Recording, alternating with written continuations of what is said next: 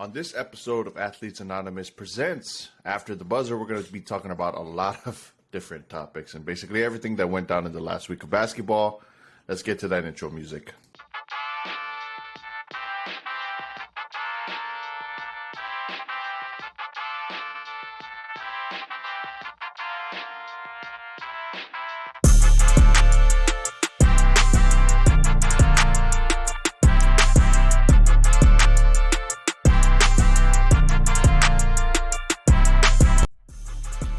Welcome back to the podcast. I am your co-host, Kieran McKeague, and with me, as always, are my longtime friends and co-hosts, Nolan Chang, Jared Reddick. Say what's up to the pod, boys.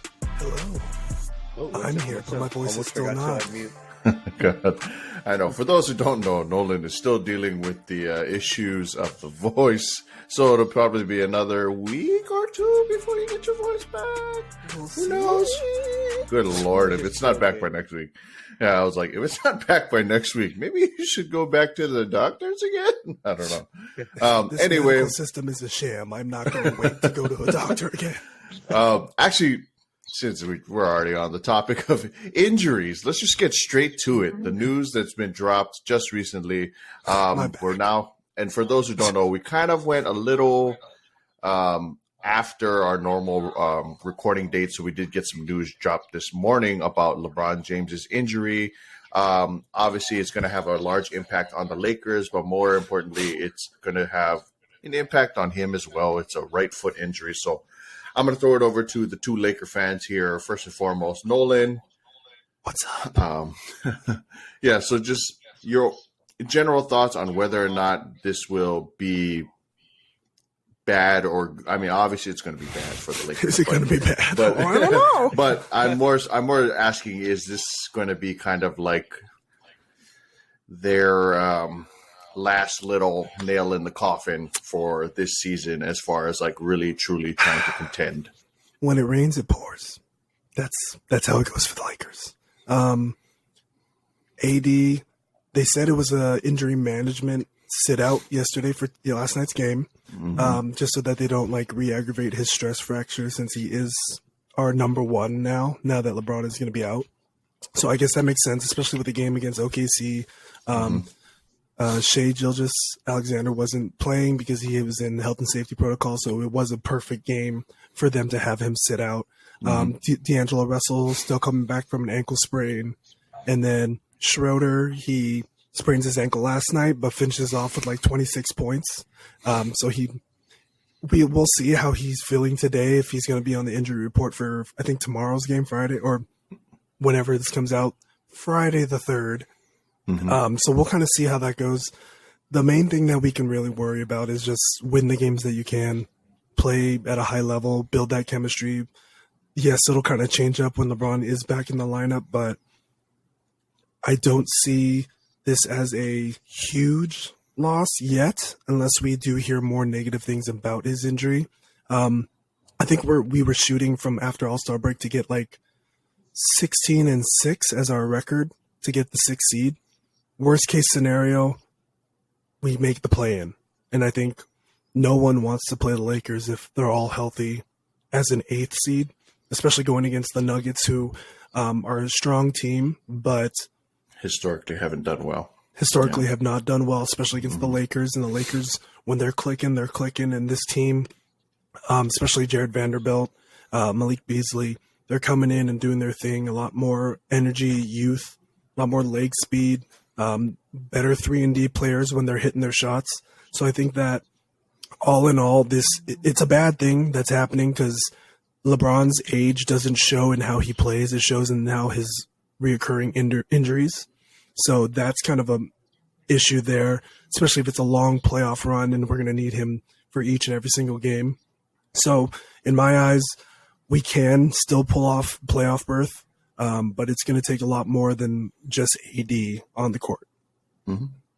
Jared, just swinging over to you. Do you think that the Lakers are going to be able to weather the storm for as long as LeBron is out, which right now is projected to be about 3 weeks? I'm looking at their schedule right now. That's literally what I was doing while Nolan's there. We play Golden State. Maybe play like a team like Memphis and Toronto. Yeah, they got a deal with Dallas and Phoenix. Mhm. I mean, it's going to be tough. I'm not even going to lie. It's I going was to be like, tough. it's a pretty tough stretch of games right there. Yeah, but I mean, that's kind of spread out through the 21 through the 3 weeks. Mhm. So I mean, the toughest games I would say is Golden State, Memphis, Toronto. That's back to back to back. The 5th, the Mhm. 7th, and the 10th. And then, but I would say with the way they're looking, and LeBron is always a key piece because he's that facilitator. He's that guy. Oh, that looks good, man. Well, I was about to say, I was like, Bruh. ooh, I'm about to go pick up I'm some wait, Wingstop I'm gonna after wait till he, this. I'm gonna wait till he puts his headset on. Bruh, that We were Wingstop looks fire we right were now. just saying, like, damn, now I want some Wingstop after this. Girl, You trying to creep back in, and I'm like, oh, we that looks trying to like get Wingstop. sponsored? No, I'm I saw a joking. commercial the other day, or like earlier today. I was like, "Yep, that's for lunch today." Yep, that sounds so damn good. All right, well, But no, but clearly yeah, we're hungry, no, so keep going. yeah, no, but back to that. Yeah, we weathered the storm in that regard. Like Nolan touched on the young pieces that we've acquired, the way they're playing better. I think they're playing better team ball. Just having LeBron actually Great point. helps facilitate all that. It gives AD the little rest that he needs. But having AD be the number one, though, I say the biggest part in this 3 weeks is seeing how healthy AD can be. How much rest can you get him through that time? Because he's going to need rest, and that's why he keeps getting injured. But when it comes to it, like, he's going to want to play those big games. And if he can weather the storm for the 3 weeks, it's whatever. And like Nolan said, the worst case scenario is we get the play-in seed. I'm going to agree. I think it was Stephen A. I was watching. I'm going to agree with him in a sense of the Lakers make the play-in, but they don't have LeBron. Nah, I think they're done. Like there's not really going to be too much of a playoff run. The key is to have your two big guns. I mean, you got Jokic on AD, and that's kind of I take AD on the offensive end of that because of the way, like, how he stretches the floor and everything. But I mean, you need that other facilitator, you need that other presence, and I don't know if they have anybody by that nature. Dennis Schroeder's trying to step up, but like Nolan said, he got knocked up a little bit. So in that case, it's kind of how healthy will he be? How are they going to assess his injury that he picked up last night? And it's just really going to come down to the resilience of how they come out. And I think they'll rally around LeBron. They know what they're fighting for. They know that they're fighting for a playoff seed, and in the long run, it's like that's really what you're fighting for, right? You want to win that chip. So now they have that little extra motivation, like, hey, we don't have our leader per se. Let's go out and make him proud and get him through the tough times, so that when he comes back, like, we can hit the ground running. Everybody's clicking, and we talk about Golden State, and I think the best thing about it is, like, now these young guns get their feet wet even more, and so it's only gonna, like, put the team better together. So when LeBron comes That's in, a great he can just hit comparison. everybody as they're firing. I agree with that. I think these 3 weeks are going to be a very interesting 3 weeks. It might be a tough 3 weeks, but I think it'll be good for the Lakers because they'll learn a lot about themselves and they'll learn a lot more team chemistry, I think, through that time. Yeah, very true. Actually, as we're talking about kind of young teams in the league, there are a few young teams that have kind of been, up and coming. They're building foundations. They're figuring their things out. One such team that we're talking about now, the Detroit Pistons. Marvin Bagley finally makes his return for the year, and it's good to see, first and foremost, because of, you never want to see a player who's injured be out for too long. But most importantly, the Detroit Pistons are slowly building something there in Detroit. Obviously, they just had a game against my Bulls and almost beat them. A last-second error by Jaden Ivey cost them kind of like that last possession. But more importantly, the team is building a foundation, and they're slowly building that identity. Now they got Wiseman on the team as well. But Jared, over to you. Just kind of what are your thoughts on Marvin Bagley's return and kind of that team's overall, build right now? I think the build is great because it's kind of a youngish build, and it's starting from the ground up. Let's be real. The people that they have, like, there's no big stars. There's no but one big name. I mean, Bogdanovich is probably your star out of everybody, right? That's your only star. And like, yeah, exactly. props to Nolan's that base dude. says it all. He's been going off. Nolan's base says he's it all. been going off this entire year, though. He goes like- off, but at the same time, like he's not that big name that you're gonna be like, oh my god, that's the guy I'm gonna wear. But when you look at this team, like he is gonna be. But then you add you add Bagley, you add Wiseman, like that's two bigs that are that at any point can be dominant in the game. And Bagley's return kind of proved it, right? What did he like 21 and 14 or something in his first game back? And just his presence all over the court, on the boards, grabbing offensive rebounds, getting second shot opportunities, and just playing with that little fire. It looks like he has something to prove when he's playing with Detroit right now. I mean, I don't know if it's because you're in Detroit. Was he a number 2? I think he was a top 3. He was a top 5 for sure. Yeah, he was here top 5. I don't. Yeah. But I mean, in the long run, like that's awesome that you have a revitalized Wiseman who has something to prove because he got kicked out of Golden State basically, and then Bagley's been bouncing around the league and he's never really been given the greatest opportunities to prove how he played like when he was at Duke, right?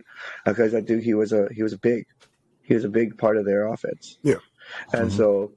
I think the way that this team is shaping up to be, we always talk about they're playing Detroit where they're 15 and 48 right now, but the livelihood that they've had has been just amazing to see. Like it looks like a revitalized team because now there's all this fire that came in, and now they think that we have more of a well-roundedness. Like we have good bigs. Like Sadiq Bey, I was sad about that.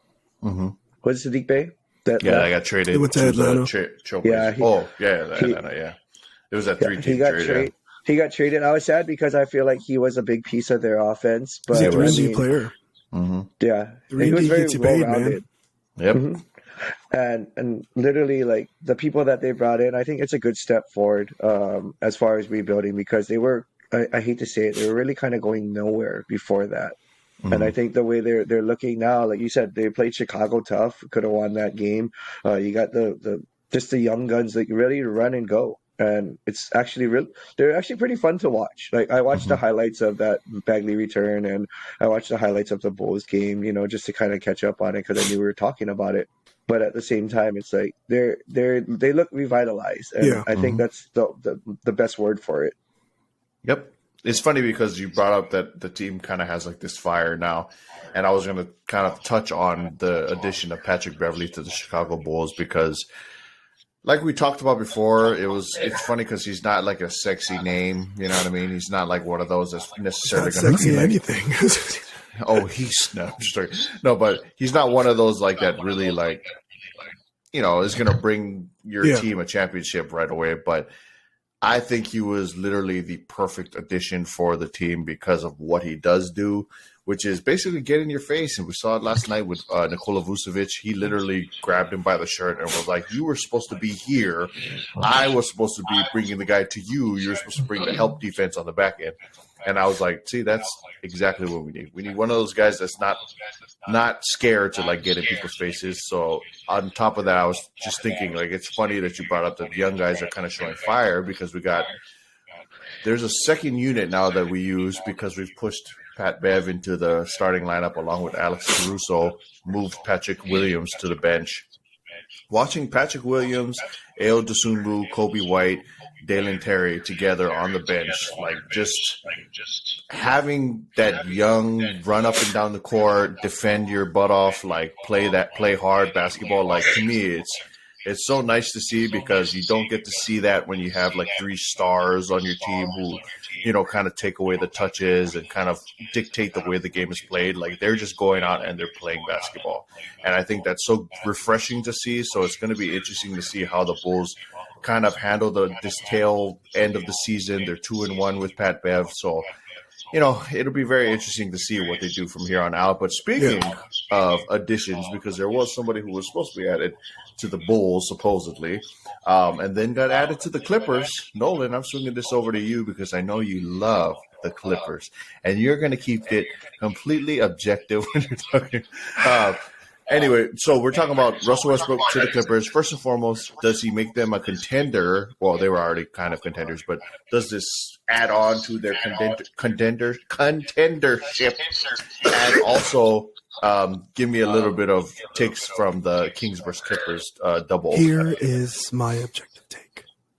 Westbrook's stat lines in the 3 games he's played thus far. Great stat lines. High efficiency. Plus minus, not bad. Clippers are 0-3.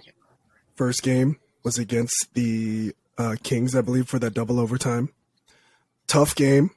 I think Malik Monk and De'Aaron Fox went off at the right times and were able to secure the win. They left Westbrook in the game for the closing parts, and video shows he missed his defensive rotation, and that's how they tied the game to send it into overtime the first time. Second game, I believe what I read and saw was Ty Lue kept him out of the closing minutes, probably because rotation-wise, he wasn't covering defensively. I think he is a great competitor, a fierce competitor, Hall of Famer. He does make their lineup better, but I don't know if he makes their lineup close a game. And I say that respectfully, and it's because of experience. We had him on the Lakers. There were times in the closing minutes where you don't leave it to one play to end a game, but there were some plays that he kind of fumbled on that kind of cost us our chance or opportunity. So I think overall he's gonna do fine. I think that they're going to be a team to watch out for, especially if Kawhi and Paul George stop skipping games and they start playing game in and game out. So we'll see. That double overtime was just insane to watch, especially because they were just going at it. And the regulation was like, 140 to 140 or something like that? Yep. Second highest overall score ever. Yeah. So, which is insane. 176 I don't know if 75. Almost 200. I don't know how Kawhi's knees feel after that, but it's ridiculous. But I think he's getting a nice opportunity where he looks like he's finding his joy back in the game, and I don't blame him for it. Laker fan base is toxic as hell, and they made sure he heard it every single night. And when he succeeded, they cheered. When he didn't, they booed hard. So if he's finding something new there, then I'm happy for him. I don't want them to succeed because it's the Clippers. But at the same time, we'll see where they go because they do have a roster that is built to win. And that has been the MO for the Clippers for a long time. Could you imagine Game 7, Lakers versus Clippers? Like down by 1, Russell Westbrook just drives it into the heart of LeBron James and gets an and 1 or something. And then it's overcalled, charge. It's like then game over. The Clippers and the Lakers season, like the most crazy poetic, but not. Yeah, it would be so insane. Because he lives for those moments. Yeah, that's like his MO. But yeah. I mean, fantastic thoughts. I think we all agree because it's Russell Westbrook, man. He just needs.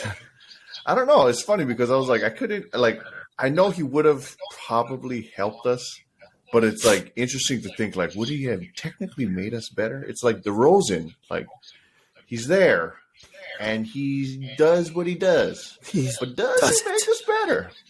It's funny because somebody made a suggestion last night that I was kind of like, like they're like, we should just trade DeMar straight up for Bojan. And I was like, I'd 100% be with it. Bojan would be a much better, like 3 and no D type of guy as opposed to 2 and D from DeMar DeRozan. But anyway, sorry, we're going off topic here.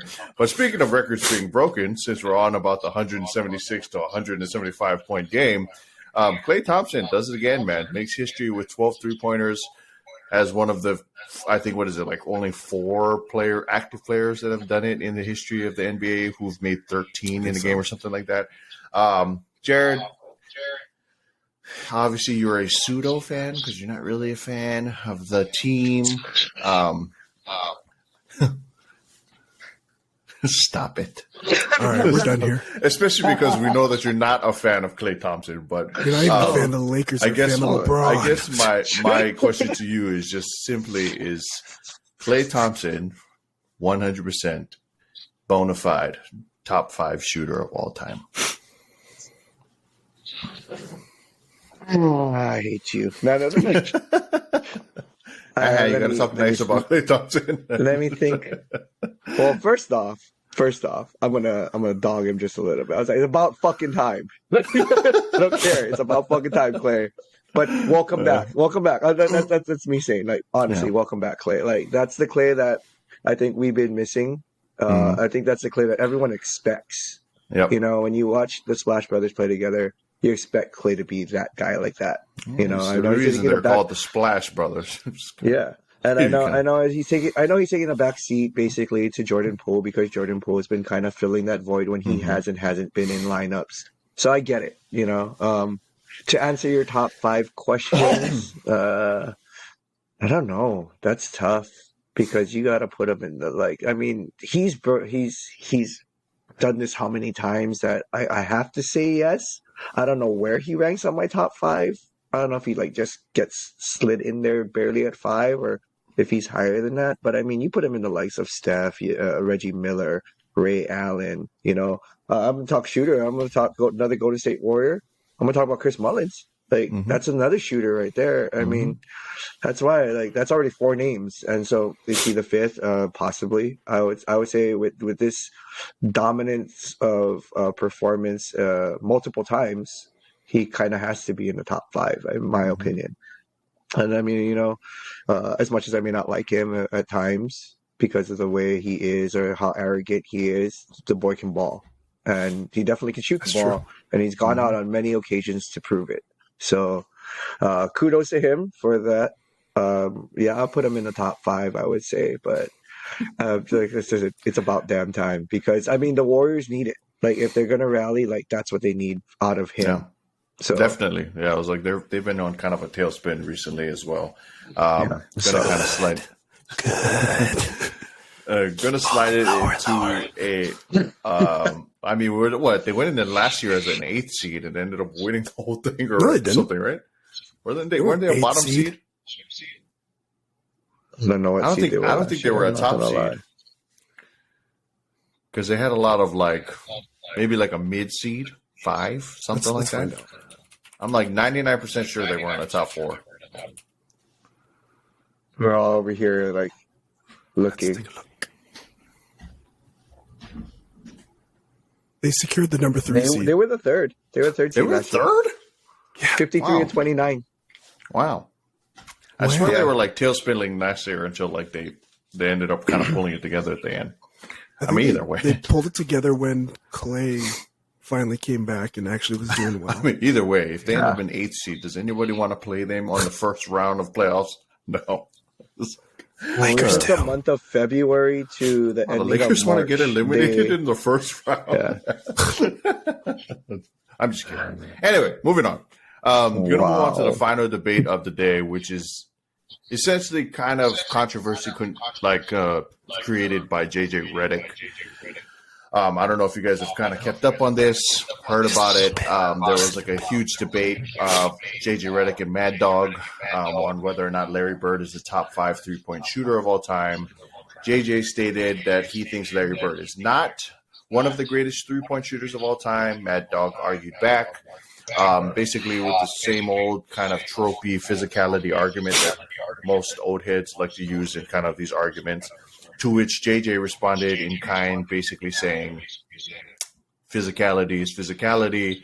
We still have it nowadays where people are still pulling jerseys or whatever it might be. His kind of description of how physically demanding games are still being played. Back and forth. And then later on, he basically reaffirmed his points on his podcast, stating that he believes the physicality argument is played out. Like, it should not even be part of the conversation when it comes to like comparing old players versus these kind of newer age players, because he does think that there is physicality nowadays. And he does think that it's very much in the same vein of what physicality was, based on his time kind of doing the research, watching the games in full length and all this other stuff. And not just like fights, but like the actual games themselves. After this, Dominic Wilkins essentially went on an interview stating that he, and I will quote, Reddick doesn't know what the hell he's talking about. What basketball were you watching to say something as idiotic as that? We had our time. It was a great time. It's their time now. But don't crap on us to prove your point, because it doesn't make sense and it's not valid. I just don't like the disrespect, and to say that about Larry Bird, less physicality. Is he stupid? It's just a stupid comment to make. So, first and foremost, I'm going to swing this over to you, Nolan. Is he wrong about Larry Bird's three-point shooting? Now, specifically, three-point shooting. This is what the argument is about, because it's not about whether or not he's the greatest scorer, a great scorer, because JJ Reddick did say he thinks Larry Bird is one of the greatest scorers of all time. But is he not a top 10 three-point shooter of all time? Top 10. That's an interesting comparison. I think for me, I would say I would have to look into it. Like, actually look into it. Jared's over there typing his research. But, yeah. I wouldn't be surprised if he squeezed in at the bottom of that top 10. I do remember Larry Bird, but I wouldn't say three-point shooting is primarily what I remember him for. It was just like his physicality, his ability to score on any point of the floor. Yes, he was a beast at the three-point contest when he did the All-Star game. But I wouldn't say that you looked at Larry Bird as that guy to just continually shoot threes, but it's also because the game has changed how it is today. You have players like Klay Thompson and Steph Curry, whose bread and butter is beyond the arc. And it kind of expands from that. Obviously, in the 90s, early 2000s, you had like Reggie Miller, who was a bona fide three-point shooter, and he was kind of evolving the game along. Not saying he was the reason, but it was evolving the game from there already. So I think in comparison, you can't really say he's not a top 10 three-point shooter, but at the same time, it's hard to justify it, because back then people weren't looking at the arc as their go-to shot, as the one priority, as opposed to driving in, kicking around, looking for the backdoor cuts, everything like that. I mean, part of his argument was, like, statistically, he said that Larry Bird's volume was very low. And then on top of that, I guess his three-point percentage was low enough where actually guys like, what is his name? Richard Jefferson actually had a higher three-point percentage than he did overall for his career. I mean, Richard Jefferson also played in the three-point era. So, I mean, the new three-point era, but... Which is why I think it's hard. It's hard to stats say. Are a little askew from JJ, but yeah. But I would say I would give him probably lower on the top 10, but no reason why, just based off of my head now, no reason why he shouldn't be in the list. All right. Turn it over to you, Jared, as the guy who probably got to see more of Larry Bird than it. Hey, I said it in a nice way. You guys make the faces. You said it very in a respectful way. I said it in a respectful way. You guys started laughing. I was saying it nice. But as somebody who I think has more experience getting to see him more live than any of us, and then on top of that, kind of your overall experience watching games and how the game has evolved. Like, what are your thoughts on Larry Bird as a three-point shooter? And do you think that JJ Reddick is more valid, or are you more riding kind of with what Dominique was saying? I'm kind of like half and half with it. Like, I mean, it's hard to disrespect a player like Larry Bird to start off. You know, he's just probably one of the greats of all time. You know, he probably ranks anywhere in the top 5, top 7 on people's lists, just because of the way he played the game and who he was and how he helped the game evolve as a white person. You know. A white boy playing in the league. I mean, yeah, you know? I think that is a valid point. Like, I think so many people are going to be like, oh, because he's white, but I think that makes, you know what I mean? It does add especially a little bit to his argument. The era that he played in.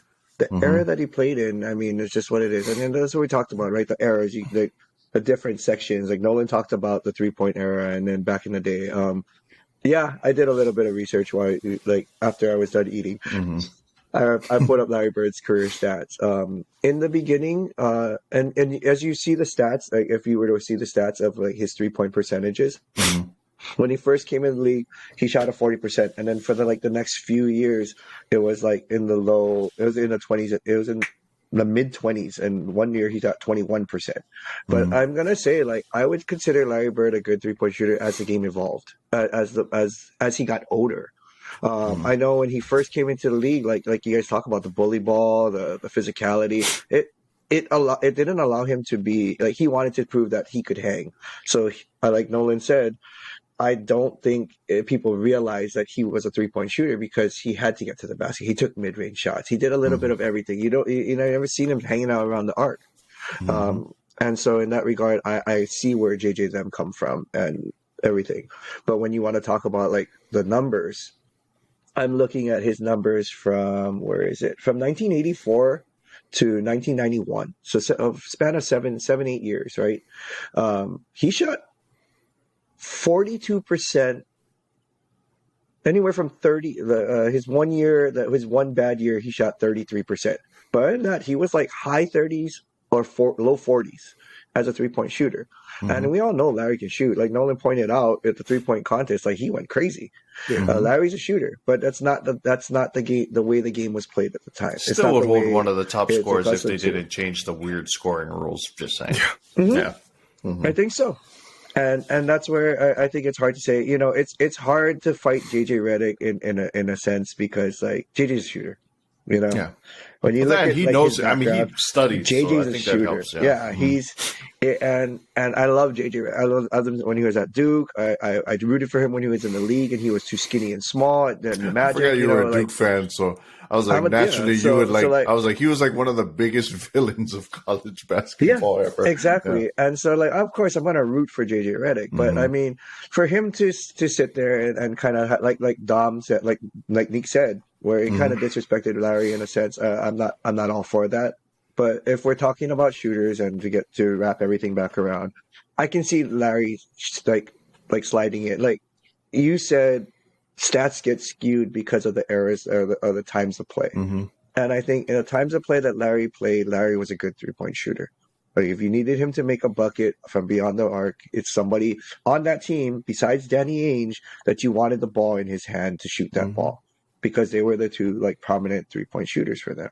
You had McHale and Parrish on the box, and then I don't know who their other guard was, but I mean that's basically their offense. It was Danny Ainge running the point with Larry doing Larry things, like kind of like a Magic kind of thing, and then you had the big dogs on the post where they went to work, and if they were getting doubled, you know, and Larry was open, you know, he hit that 3-point shot. Yep. And that's where I think, sad to say, it circles back to that Klay Thompson talk. I don't know if he's in my top 5 now because I forgot about Larry. There it is. is. I'm gonna be honest. Like I forgot about Larry because like Larry for me, it's like he was a shooter, but he did so much more than shooting. And that's why I don't think of him as a shooter. I think of him as a well-rounded basketball player, playmaker. Oh, I think that's when what you have to. JJ's argument is because he said that Larry Bird is a top 5 scorer for him, if not even a top 3 scorer for him all time. He's just not a top 5 to 10 3-point shooter. Yeah. But I would say he squeezes into the top 10.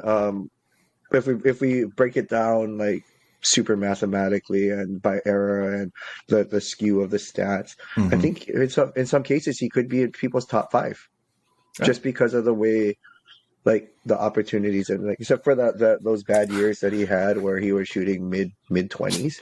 It's like, funny you because take that out, like he's average, because over the career he's averaged 37.6, and you take out those 4 bad years where he shot in the 20s, that's going to be a pretty high percentage. He's going to be well into the 40s. Like I think he's going to be well into the 40s in as a career. So It's just funny because in my head, I think he's just such an efficient scorer in general. So it's hard for me to even imagine that this would be part of an argument. But I understand it. But I also want to kind of get you guys' thoughts on his physicality argument, because he thinks that the physicality of the game hasn't necessarily changed. It might look different, as he says. Rules have changed, obviously, but he doesn't think the actual physicality within the game has changed. I'm kind of curious to hear what your thoughts are on, like, whether or not, do you think that there is some validity to the fact that guys like Dominique and Charles and, you know, Shaq and guys who talk about kind of like, and we, like I said, we refer to them as the old heads, but we don't even consider them old heads for us. But that the old heads think that there is such a disparity in physicality in the game of basketball compared to where it is nowadays. So throwing it over to you first, Jared. Is there a disparity? Do you see a disparity, or do you think that it's kind of in the same vein of what basketball was 20, 30 years ago? I think it depends on who's playing the game. I really do. Like, different teams get different treatments.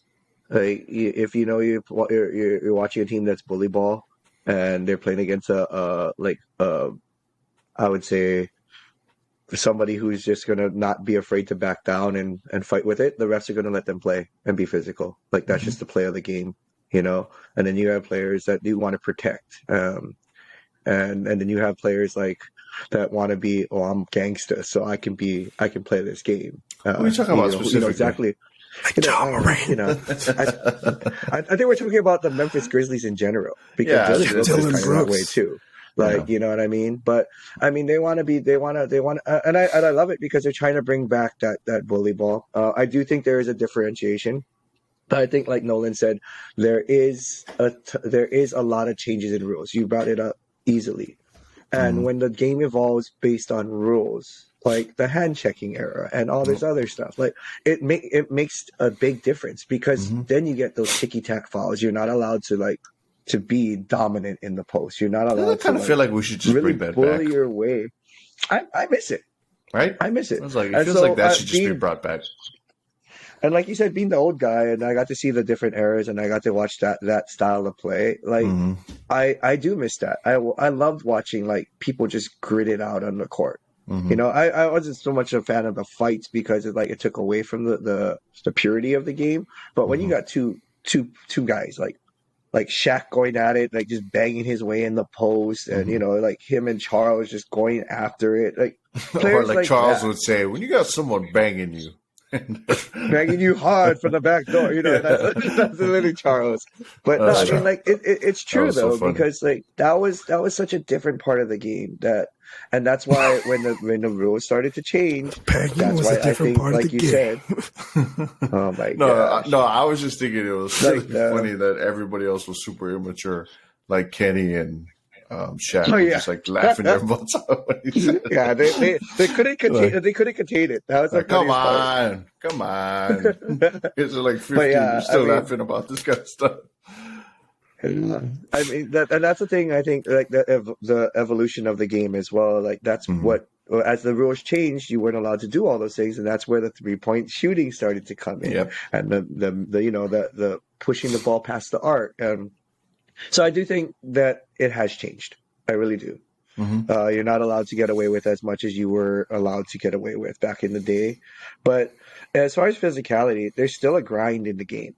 You know, you still got to be able to finish through an and one, because you're still going to get hit. You know, we talk about the LeBron rule. I mean, I hate to bring it up again, but like the LeBron rule, where you fight through a foul, and because he's so big and strong, like it doesn't look like a foul. He's still taking a big hit a lot of the times that he goes to the basket. It's just because he's 6'8", like 265, like, or, you know, he's a big dude. It's really hard to like. It has nothing to do with that. It's the fact that he flings his arms up and then falls backwards and does 3 flips that makes it worse. But he finishes the play. Just like that's okay, the thing. And he still doesn't get the call. It's like Malik Monk just made you flip. Like, come on, you're 6'8", 260. So, get out of here. This is the part that I understand on LeBron's part. It's if everybody else can do it, why can't I do it? If everybody else is lifting a ball when I'm setting it, why can't I do it? right? That's the 'Cause you're not a mindset. If panty. they're not going to get called, if they're not going to get called, you're not going to get Welcome called. to the MJ and Kobe era. Let's just go. No, but it's the evolution of sports. Like, No. if you can go up as a middle and throw a ball every single time, why hit it? You're going to get a kill. You can push This is the ball. volleyball for those I who know. don't I was like, wait, Yeah. what are we talking about? No, we just Yeah. switched to volleyball. Yeah.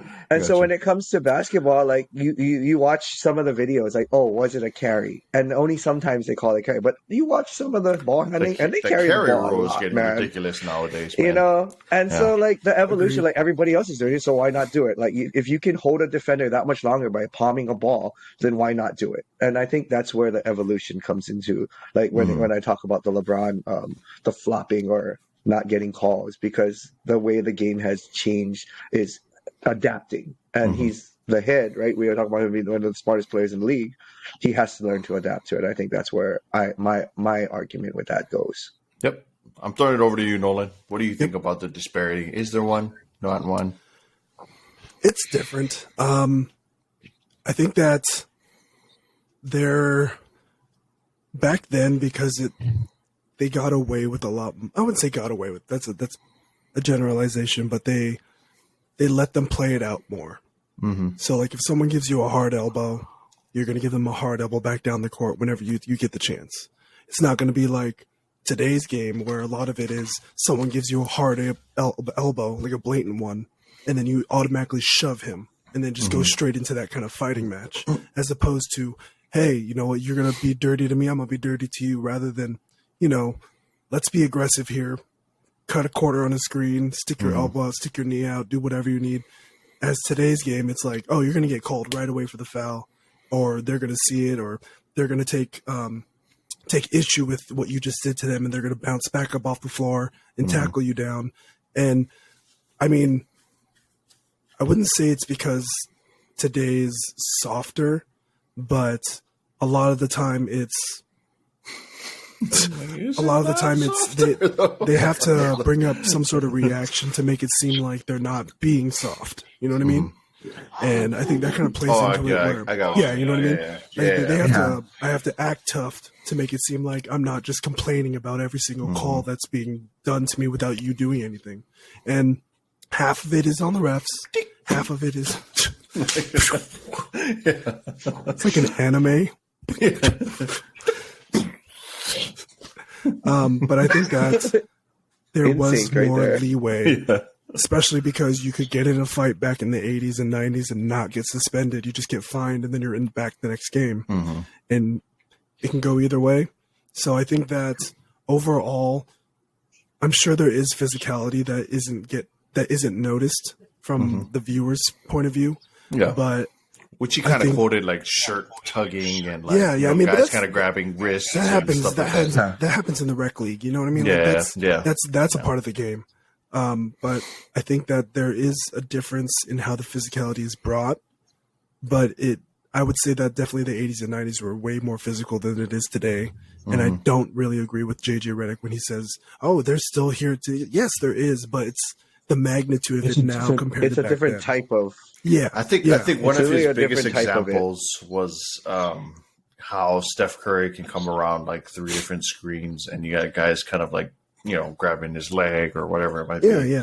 Yeah. And I get it, but it's really not the same. Like, I don't know. It just No, I'm not gonna lie. Back in the 80s, he's coming around 3 screens, and you had somebody like Dennis Rodman. He's running through all 3 screens. Yeah. Like, he's going to take out all 3 guys. Like, that's really what it's going to come down to. Yeah, he's tackling 3 guys into you. Yeah, exactly. He's like, and he's going to block Steph as well. And that's why it's funny, like, because then I was like, I'm just thinking, I'm like, yeah, that might be bad. But then imagine like Gary Payton guarding Steph Curry back in the day. You know what I'm saying? Like, there's a reason why he was called. What are you talking about? Gary Payton does guard him. The second at practice. But that's why, to me, I mean, you know, I wasn't really meaning to drop my piece in there, but I do agree with both of you. I do think that there's definitely a difference in the physicality. I think he may have sort of a point on whether or not Larry Bird was a top 3-point shooter, but I do agree with the fact that he should at least be in the top 10. If not in the top 5, he's at least in the top 10. Like, I don't think he falls that far out of the top 3. Yeah. or top 3-point shooters of all time. And even then, I'm still debating whether or not he's in my top 5. So that'll be another interesting list we have to make at some point, that top 5 3-point shooters of all time. But I'm just... JJ Reddick! Actually, real quick, last final thoughts, because I'm curious to see what your guys' takes on this would be, because there is talks of them bringing back a Seattle team and adding a Las Vegas team. First and foremost, are you guys with those two places getting teams? And second, if not, what is one random location or other location you think should get a team? Open house, anyone? I would say no. I would give maybe another team more on the east side, because you can't just load up 2 on the west and then. I mean, Seattle, yes, because they deserve a sports team. Vegas, that's a cop out. I think that's such an easy area to do. If you're going to do 2 Everybody teams else on is each putting side, a team in Vegas. We're putting a team there, right? Yeah, exactly. I mean, That's what it at is. this point, I mean, there's like how many they could probably stack it up over there. I mean, if they're going to do 2 and 2, perfect. That's 2 great locations for the West. But you got to do something on the East. I would say maybe, shit. No, I'm trying to think too. Kentucky? Could Vancouver still count as a East team? Dude, Yeah, you Vancouver can would be. Vancouver. I'm just thinking, if they brought back Vancouver, I'd be with having a team back in Wait, it's Vancouver. Vancouver Northwest. Yeah, I think it's don't even know Northwest, where. actually. Damn Isn't it Northwest? Isn't it above Seattle? I could be wrong. I have no idea. I mean, It's like, me know my country, me not know other countries. you could do another team in like St. Paul, Minnesota. Boo. But that's also on the West. Boo. Put one in South Carolina? I don't know. Boo. Yeah, Vancouver's on the Why not North northwest Carolina? side Oh, of I it. guess because you got North Because- Carolina basketball. Because you got Charlotte. Well, you got Charlotte too. Oh, yeah, Charlotte hello. Hornets. Yeah, hello. Come on. Yeah. I mean, Don't you know your capitals? Alabama? Here we go, Delaware Dovers. No, I'm just joking. Well, I mean, that's technically the Wizards, no? No. Oh, How dare I you? think. They're not in What Delaware. about like a Nashville? Nashville? Yeah. That's kind of interesting, right? That'd Something be in a That'd be a decent Nashville? I'd be with that one. I'm Or looking at a map. it's like like just Japan. looking. I'm just looking, it's like Far East. Man. What if they added a team in like Puerto Rico? Oh, something down south. Yeah. Yeah, I was like, I'm just saying, there's other options, but supposedly I think these are there's other actually two options. proposed. These are like 2 of the proposed cities that are Well, already I mean, trying to get like the Vegas, full. I mean, why don't- Vegas there was a big talk about Vegas because I think that was the whole LeBron talk about it. Like they were saying, oh, would he buy ownership in that? And I know Seattle's been a talk for a long period of time of They need a trying to team get them back, another man. pro sports Why don't team. they add another Yeah. one in freaking Florida? They already have, 3 football teams there, don't they? Yeah. That's true. Might as well add a I third mean, one. they could have Miami, another Orlando, there. and Jacksonville. Jacksonville. Yeah, I mean, we talk about California being like Florida, right? So, I mean, why not have 3 in each, right? Yeah. I mean, You know what? Forget I mean, you California could got put one- 4, oh, Bring 5. up to Hawaii. You know what I mean? No, I think man, the travel logistics way are too too hard. much. It's not. Yeah. It's not big Yeah. enough, bro. Logistically, it'd be too much. It'd be like, Logistically, 10-hour it flight would- just it to would get from cause- the East Coast to It would cause Hawaii. so much more traffic. More likely, I think I think they actually might have put in a bid for an NFL team. So, God, if we get an NFL team, I don't know That would how be that interesting. traffic is going to be in that area Dude. because And the it's stadium's right getting by rebuilt. the airport. Because the stadium's supposedly getting rebuilt into possibly a dome stadium. So all that pans out anyway. Yeah. All So, right. So what do we got? What are our suggestions here? Nothing? Virginia. I was thinking the same thing. No, I would say Tennessee. Like I'd be a fan of Tennessee. like that Like, one. having one in Nashville. I mean, hey, why don't we put one in St. Louis? Oh, actually, yeah, St. Louis would be a good one too. What's the team name? Go ahead. makes sense. St. Louis. Blues, like the hockey team. St. Louis Q's for barbecue. You have a big mascot rib jumping around. Okay, now I want you to come up with names with all the other ones. Tennessee, go ahead. Tennessee. Titans. I don't know. Tennessee. I don't know. And that's all the time we have here on this episode of After the Buzzer. Exactly. You're going to be here for a lot longer. But anyway, we thank you so much for joining us for this episode of Athletes Anonymous presents After the Buzzer. Boys, where can the people find you? Swinging it over to you first, Nolan. You guys can find me on Instagram, Twitter, and Twitch at NolanKYT, NOLANKYT. Right on. And hopefully that voice is back to normal next week. Swing it over to you, Jared. Where can people find you? I am on Instagram and Twitch at JShirei, JSHIREI, playing some ranked play because Warzone's been sucking it bad. So, trying to get that That's how you changed that from nine. Warzone's been shit. Just like sucking it Stupid. bad. And on Twitter at JShirei808. Raja. And I am Keone McKeague. You can find me on Instagram, Twitter, and Twitch at KONeeds, KAYOHKNEE. As always, it has been a pleasure. It's been a joy from all of us here at Poi and Soy. Good vibes and love, everybody. Bang, bang. Shoots. There was lag. I was trying to get the stupid song to play.